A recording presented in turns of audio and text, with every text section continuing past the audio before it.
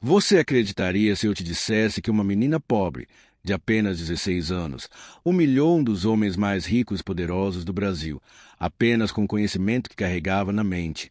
Cara pensativa, essa é uma história cheia de segredos, mistérios e revelações que vão te prender até o final. Mas antes de começar, me conta aqui nos comentários de qual cidade você está assistindo esse vídeo. Globo mostrando as Américas e, claro, já se inscreve no canal e ativa o sininho, porque toda semana eu trago histórias que vão mexer com a sua cabeça. Em dezembro de 2019, quando Helena viu o anúncio no jornal pedindo um tradutor, ela soube imediatamente que não era coincidência. O nome Vítor Castellanos estava na lista que sua mãe havia deixado, uma lista de homens poderosos envolvidos em atividades sombrias. Dona Mercedes, agora com 84 anos, sentindo que seus dias estavam contados, revelou a Helena a verdade completa naquela manhã fria. Sua mãe descobriu que existem famílias no Brasil ligadas a sociedades secretas europeias do século XIV. Elas trouxeram para cá não apenas fortunas, mas também pactos sombrios, maldições ancestrais. Vítor Castellanos é descendente direto de uma dessas linhagens. Helena não estava indo à mansão procurar emprego. Ela estava indo completar a missão que sua mãe havia começado 15 anos antes. Quando Helena subiu os degraus de mármore da mansão mais imponente de São Paulo, cada passo era calculado. Suas roupas gastas eram uma encenação cuidadosa. Ela sabia exatamente que tipo de reação provocaria no milionário arrogante. No escritório suntuoso de Castellanos, Helena interpretou perfeitamente o papel da menina humilde e desesperada. Quando lhe perguntou quantas línguas ela falava, a resposta 9 línguas foi dada sabendo exatamente que reação causaria. A gargalhada cruel de Castellanos ecoou pelo escritório como Helena havia previsto. 9 línguas? Uma menina de favela. Ele caminhou ao redor dela como um predador, exatamente como Dona Mercedes havia dito que homens como ele faziam. Mas Helena estava preparada. Cada insulto, cada risada, cada gesto de desdém apenas fortaleciam sua determinação de cumprir a promessa feita à memória de sua mãe. Em dezembro de 2019, quando Helena viu o anúncio no jornal pedindo um tradutor, ela soube imediatamente que não era coincidência. O nome Vítor Castellanos estava na lista que sua mãe havia deixado, uma lista de homens poderosos envolvidos em atividades sombrias. Dona Mercedes, agora com 84 anos, sentindo que seus dias estavam contados, revelou a Helena a verdade completa naquela manhã fria. Sua mãe descobriu que existem famílias no Brasil ligadas a sociedades secretas europeias do século XIV. Elas trouxeram para cá não apenas fortunas, mas também pactos sombrios, maldições ancestrais. Vítor Castellanos é descendente direto de uma dessas linhagens. Helena não estava indo à mansão procurar emprego. Ela estava indo completar a missão que sua mãe havia começado 15 anos antes. Quando Helena subiu os degraus de mármore da mansão mais imponente de São Paulo, cada passo era calculado. Suas roupas gastas eram uma encenação cuidadosa. Ela sabia exatamente que tipo de reação provocaria no milionário arrogante. No escritório suntuoso de Castellanos, Helena interpretou perfeitamente o papel da menina humilde e desesperada. Quando lhe perguntou quantas línguas ela falava, a resposta 9 línguas foi dada sabendo exatamente que reação causaria. A gargalhada cruel de Castellanos ecoou pelo escritório como Helena havia previsto. 9 línguas? Uma menina de favela. Ele caminhou ao redor dela como um predador, exatamente como Dona Mercedes havia dito que homens como ele faziam. Mas Helena estava preparada. Cada insulto, cada risada, cada gesto de desdém apenas fortaleciam sua determinação de cumprir a promessa feita à memória de sua mãe. Quando Castellanos decidiu humilhar Helena publicamente, ele não fazia ideia de que estava prestes a cair em uma armadilha preparada há décadas. O cofre atrás do Picasso original não continha apenas um documento. Helena viu, quando ele o abriu, Pelo menos 12 pergaminhos diferentes, alguns tão antigos que pareciam se desfazer ao toque do ar. Mas Castellanos escolheu exatamente o que ela esperava, o pergaminho que sua mãe havia visto em uma tradução completa anos atrás. Se você é tão esperta assim, disse ele, colocando o documento sobre a mesa de mogno italiana, traduza isto. É um documento que herdei de meu bisavô. Nem meus tradutores de Harvard conseguiram decifrar completamente. A mentira era óbvia para Helena. Aquele pergaminho não era herança familiar, havia sido roubado. Sua mãe descobrira isso através de contatos no mercado negro de antiguidades. O documento original pertencia aos arquivos secretos do Vaticano, roubado durante a Segunda Guerra Mundial. Helena se aproximou do pergaminho, mas não com a curiosidade de uma adolescente. Seus olhos percorreram as linhas com a precisão de alguém que havia estudado aqueles símbolos por anos. Isto não é apenas um documento comum, disse ela, começando sua performance cuidadosamente ensaiada. Esta parte aqui está em latim arcaico, misturado com símbolos alquímicos medievais. E esta seção está em uma variação do grego antigo que só era usada por sociedades secretas. O sorriso de Castellanos começou a vacilar. Ele havia mostrado aquele documento a 3 tradutores diferentes e nenhum havia identificado os símbolos alquímicos. Helena continuou, mas o mais perturbador é esta parte em aramaico. Não é aramaico comum. É o dialeto usado pelos cavaleiros templários em seus rituais, rituais que a Igreja oficialmente negava existir. Agora Castellanos estava completamente sério. Como você sabe sobre os templários? História mundial. Senhor, qualquer pessoa educada conhece as teorias sobre sociedades secretas medievais. Helena mentiu com facilidade. Na verdade, havia passado anos estudando especificamente sobre os Templários, os Illuminati e outras organizações ocultas, seguindo as pistas deixadas por sua mãe. Continue a tradução, ordenou Castellanos, mas agora sua voz tinha um tom diferente. Não era mais o tom de alguém se divertindo com uma brincadeira cruel. Era o tom de alguém que começava a sentir medo. Helena começou a traduzir. E com cada palavra, revelava não apenas o conteúdo do documento, mas também demonstrava um conhecimento que ia muito além do que uma menina de 16 anos deveria ter. Acta Fraternitatis, registro da Irmandade das Sombras, ano Domini 1347, no 3º ano da Grande Mortandade. Helena fez uma pausa calculada. A Grande Mortandade, Senhor Castellanos, é como os documentos medievais se referiam à peste negra. Castellanos se aproximou, fascinado e horrorizado ao mesmo tempo. Por este documento selado em sangue lacrado pelas forças que habitam além do véu da morte, registramos o pacto eterno firmado entre nossa Irmandade e as entidades superiores que governam os destinos humanos. Entidades superiores? Perguntou Castellanos. Demons? Senhor, eles não usavam a palavra diretamente, mas os símbolos não mentem. Helena apontou para marcas específicas no pergaminho. Veja estes símbolos aqui. São selos demoníacos catalogados no Ars Goetia, um grimório medieval. Castellanos engoliu em seco. Continue. Os nomes aqui inscritos entregaram pedaços de suas almas em troca do poder temporal sobre outros homens. Cada nome representa uma linhagem que carregará o peso desta escolha através de 7 gerações, sendo a 7ª geração aquela em que a dívida será cobrada integralmente. Helena começou então a ler os nomes, e cada um trazia uma história específica.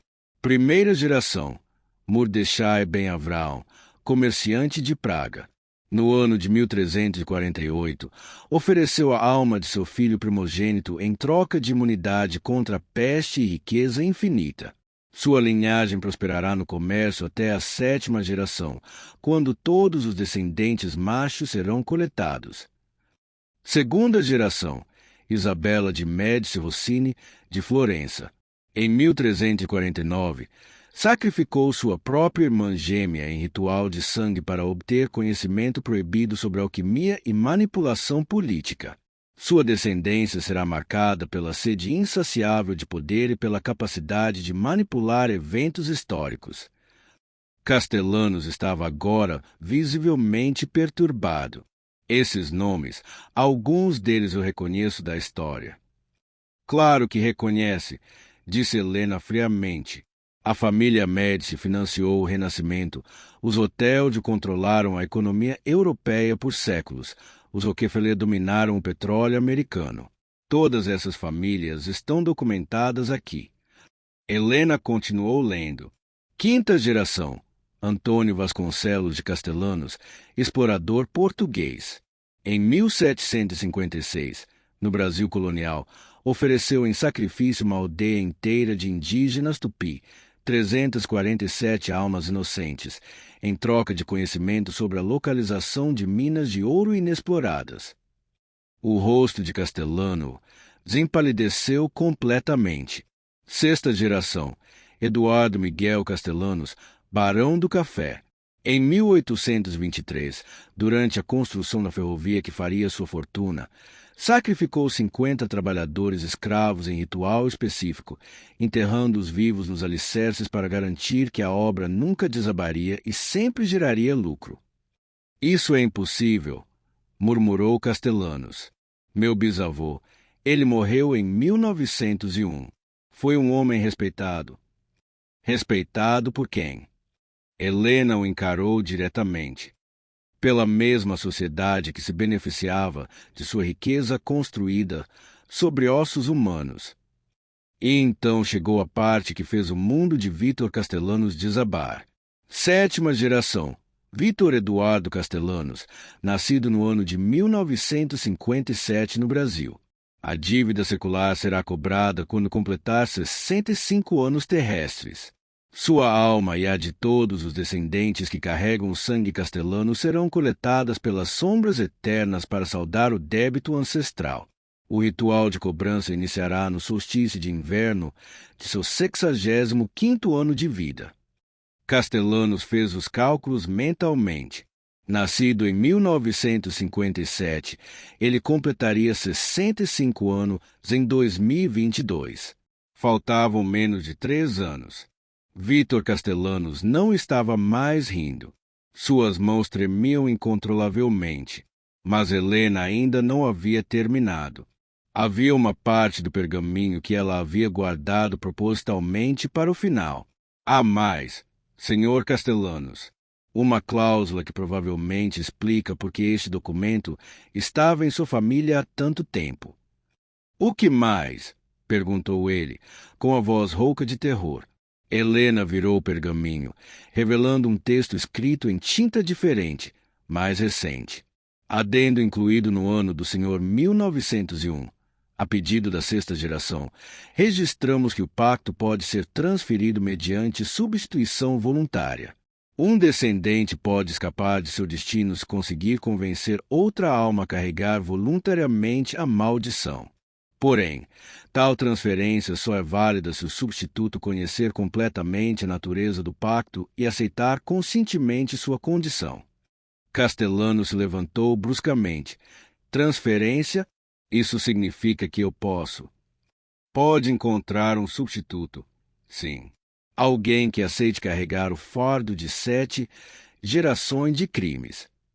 Helena fez uma pausa dramática. Alguém como eu. Você? Mas por que uma menina como você faria uma coisa dessas? Foi então que Helena decidiu revelar quem realmente era. Porque meu nome não é apenas Helena Vasquez, Senhor Castellanos. Meu nome completo é Helena Carmen Vasquez Santos. Santos era o nome de solteira da minha mãe. Castellanos franziu a testa, tentando lembrar onde já havia ouvido aquele nome. Carmen Santos Vasquez. Tradutora freelancer. Trabalhou para vários empresários ricos de São Paulo entre 2002 e 2004, até que descobriu coisas que não deveria ter descoberto sobre famílias como a sua. A lembrança atingiu Castellanos como um soco.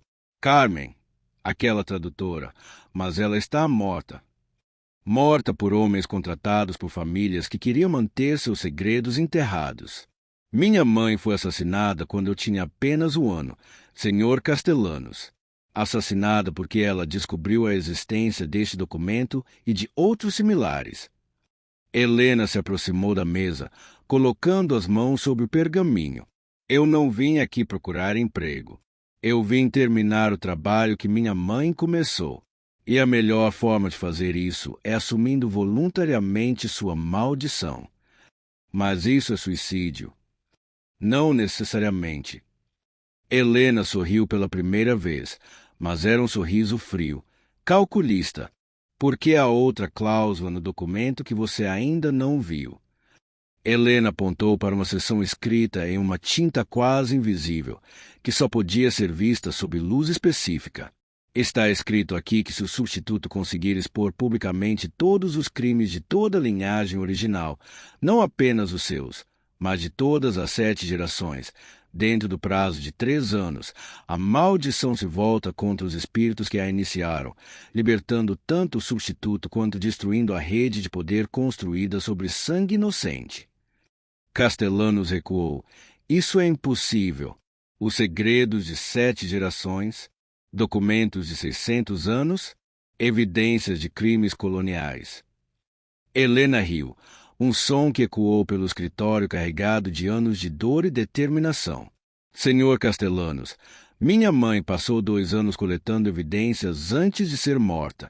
Dona Mercedes, a mulher que me criou, passou 15 anos me ensinando a continuar essa pesquisa. Eu sei onde estão os documentos que comprovam o massacre de 1756. Sei o nome dos 50 escravos enterrados nos alicerces da ferrovia. Tenho até fotografias dos rituais que seu próprio pai executou para manter a empresa familiar próspera. Meu pai morreu quando eu tinha 12 anos. Morreu executando o último ritual de manutenção do pacto. As fotografias estão guardadas em um cofre em Genebra, junto com documentos similares de outras 23 famílias amaldiçoadas espalhadas pelo mundo. Castellano se deixou cair na poltrona de couro, compreendendo finalmente a dimensão do que estava enfrentando. Então, disse Helena, aceita minha proposta, transfere sua maldição para mim, e eu uso os 3 anos de prazo para expor todos os crimes de sua linhagem. Vítor Castellanos, confrontado com a certeza de sua própria danação e a possibilidade, mesmo que remota, de escape, aceitou o pacto proposto por Helena. Mas o ritual de transferência não era algo simples que pudesse ser feito imediatamente. O pergaminho especificava que a transferência deveria ocorrer em uma data específica, a lua nova mais próxima do aniversário do substituto. Helena faria 17 anos em 15 de janeiro de 2020. A lua nova seguinte seria em 24 de janeiro. Durante essas 5 semanas de espera, Helena não ficou parada. Usando os recursos de Castellanos, que agora estava desesperado o suficiente para cooperar completamente, ela começou a recuperar documentos que sua mãe havia escondido em diversos pontos de São Paulo. Castellanos descobriu que Carmen havia sido muito mais esperta do que imaginava. Ela havia criado uma rede de segurança elaborada, cópias de documentos em cofres de diferentes bancos, fotografias escondidas em igrejas antigas, até mesmo gravações em fita cassete enterradas em locais específicos.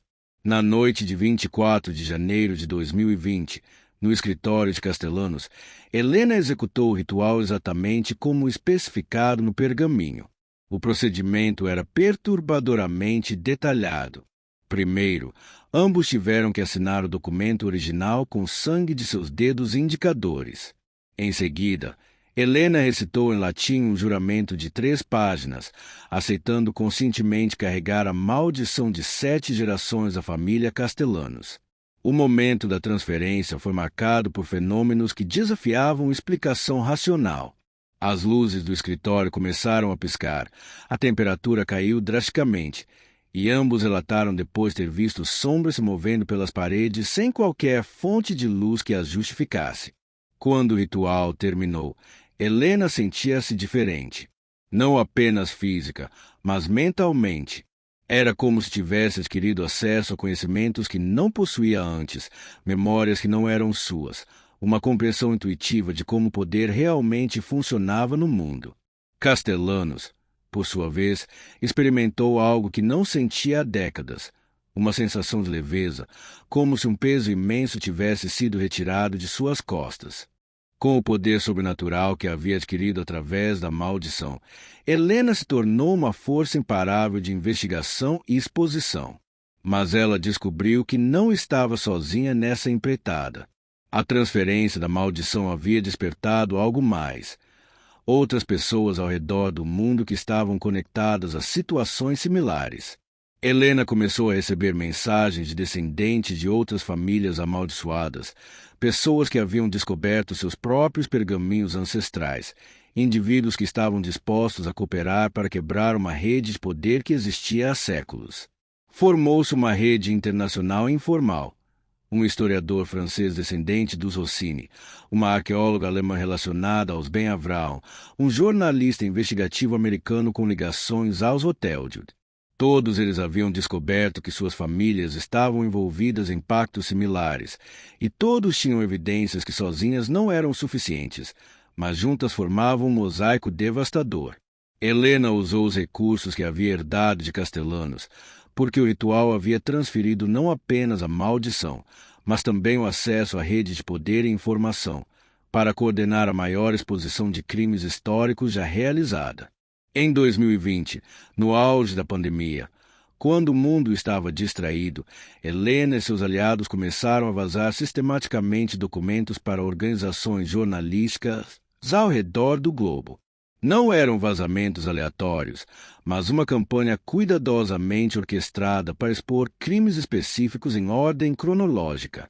Primeiro vieram os documentos medievais, traduzidos por universidades respeitáveis, mostrando como certas famílias haviam lucrado com a peste negra através de pactos demoníacos. Em seguida, evidências de como essas mesmas linhagens haviam financiado ambos os lados de conflitos históricos, desde as cruzadas até as duas guerras mundiais. A revelação mais devastadora veio em 2021. Fotografias e documentos provando que 23 das famílias mais poderosas do mundo moderno haviam participado ativamente de genocídios, escravidão em massa e manipulação de crises econômicas para aumentar sua riqueza. Vítor Castellanos se viu no centro de uma tempestade midiática. Documentos detalhando os crimes de sua família foram publicados simultaneamente em 15 países diferentes. Fotografias de rituais executados por seu pai na década de 1980 apareceram em primeira página de jornais respeitáveis. Em menos de 2 anos, Castellanos perdeu tudo. Seus negócios foram investigados, fechados, suas contas bancárias foram congeladas e ele foi indiciado por crimes que iam desde lavagem de dinheiro até homicídio encomendado. Mas Helena não parou por aí. Ela havia prometido expor 7 gerações de crimes e cumpriu sua palavra literalmente. No terceiro e último ano de seu prazo, Helena fez uma descoberta que mudou tudo. O pergaminho dos Castellanos não era o único. Era parte de uma coleção de 77 documentos similares, espalhados ao redor do mundo, todos conectados a uma única organização mestra que havia orquestrado esses pactos por mais de 600 anos. A organização se chamava Ordo Umbrae Perpetuae, a Ordem das Sombras Eternas. Era muito mais antiga que os Illuminati, mais secreta que a maçonaria, mais poderosa que qualquer governo moderno. Helena descobriu que os rituais descritos nos pergaminhos não eram apenas contratos com demônios individuais, mas parte de um ritual maior, uma invocação coletiva que estava sendo executada em fragmentos há séculos. O objetivo final era abrir permanentemente um portal entre o mundo dos vivos e o reino das sombras, permitindo que entidades demoníacas superiores assumissem controle direto sobre a realidade física. Cada família amaldiçoada era uma peça nesse quebra-cabeças macabro. Os sacrifícios, as fortunas construídas sobre sofrimento, os rituais de manutenção, tudo servia para alimentar essa invocação monstruosa que estava quase completa. Helena percebeu que havia se tornado mais do que uma investigadora. Ela era agora a chave para impedir um apocalipse sobrenatural. Mas para isso, teria que fazer mais do que simplesmente expor crimes históricos. Teria que destruir fisicamente os 77 pergaminhos originais antes que o ritual final pudesse ser completado. A corrida contra o tempo se intensificou. Helena descobriu que outros membros das famílias amaldiçoadas já haviam descoberto a mesma verdade e estavam tentando desesperadamente completar o ritual antes que ela pudesse interrompê-lo. Na madrugada de 24 de janeiro de 2023, exatamente 3 anos após assumir a maldição, Helena executou o plano mais audacioso da história oculta moderna. Ela havia descoberto que todos os 77 pergaminhos estavam conectados quanticamente. Destruir afetaria todos os outros, mas apenas se fosse feito no momento exato em que a maldição deveria ser cobrada. Helena se dirigiu ao pergaminho original dos Castellanos, guardado agora em um cofre subterrâneo sob a Catedral da Sé, em São Paulo. Ao meio-dia exato, o momento em que completaria exatamente 3 anos de maldição, ela executou um ritual de destruição que sua mãe havia descoberto décadas antes. Simultaneamente, ao redor do mundo, os outros 76 pergaminhos começaram a se desintegrar espontaneamente. A rede de poder construída ao longo de 6 séculos se desfez em questão de minutos. Vítor Castellanos, que estava na prisão aguardando julgamento, relatou posteriormente que às 12 horas daquele dia sentiu uma sensação indescritível, como se algemas invisíveis tivessem sido quebradas. Pela primeira vez em sua vida, ele se sentia verdadeiramente livre. Mas o preço da destruição dos pergaminhos foi alto. Helena desapareceu no momento da conclusão do ritual. Testemunhas relataram ter visto uma explosão de luz dourada saindo da catedral, mas quando chegaram ao local, encontraram apenas cinzas onde os documentos haviam estado. Castellanos morreu 3 meses depois na prisão, mas não pelas mãos de forças sobrenaturais. Morreu em paz, pela primeira vez em décadas, de causas naturais aos 66 anos. Quanto a Helena, oficialmente, ela desapareceu sem deixar rastros, mas há relatos curiosos ao redor do mundo.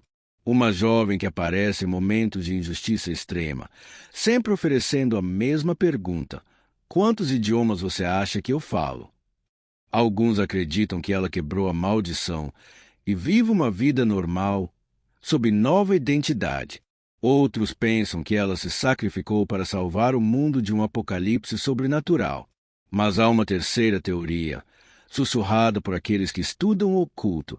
Helena não quebrou a maldição, ela a transformou. Em vez de carregar o peso dos crimes de uma família, ela escolheu carregar a responsabilidade de vigiar o mundo contra futuras tentativas de ressuscitar pactos similares.